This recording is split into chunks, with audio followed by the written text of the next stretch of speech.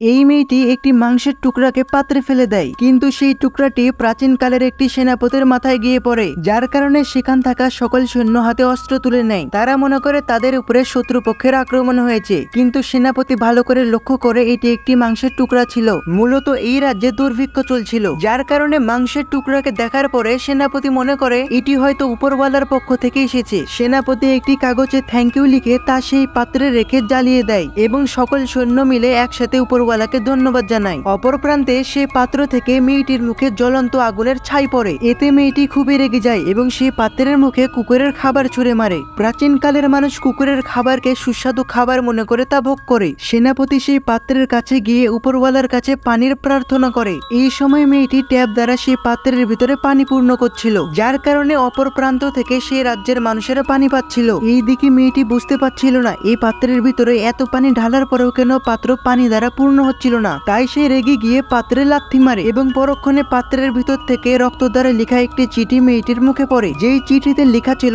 আপনি যদি আমাদেরকে শুনতে পান তাহলে আমাদেরকে সাহায্য করুন, আমাদের দেশে দুর্ভিক্ষ চলছে এবং এখানে খাদ্য এবং পানির প্রচুর সংকট। চিঠিটি পড়ার পরে মেয়েটি আসল ব্যাপারটা বুঝতে পারে। এরপরে মেয়েটি তার বাসায় যত খাবারের মজুদ ছিল সবকিছুকে সে পাত্রের ভিতর দিয়ে পাঠিয়ে দেয়। এত খাবার পেয়ে সৈন্য এবং সেনাপতি প্রচুর খুশি হয় এবং তারা স্রষ্টাকে খুশি করার জন্য সে পাত্রের ভিতর দিয়ে স্বর্ণের বার এবং হীরার মালা পাঠিয়ে দেয়, যা অপর প্রান্তের মেয়েটির কাছে পৌঁছে যায়। নেক্সট পার্টের জন্য সাবস্ক্রাইব।